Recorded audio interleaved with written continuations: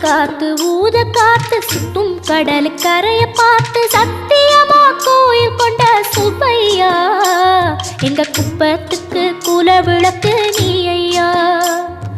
வாட காத்து வீச பார்த்து அலையை எதிர்த்து வலைய போட்டு மீன் பிடிக்கும் தொழில் நடக்குது முத்தையா. கரை மீண்டு வர காவல் உந்தன் வேலையா. திருச்செந்தூர் ஆண்டவனே வேல் முருகா தினம் உனக்கு நன்றி சொல்வோம் மால் மருகா. திருவடியில் தவம் இருப்போம் திருமுருகா. தீப்பெழுது நலமெனவே வடிவழகா.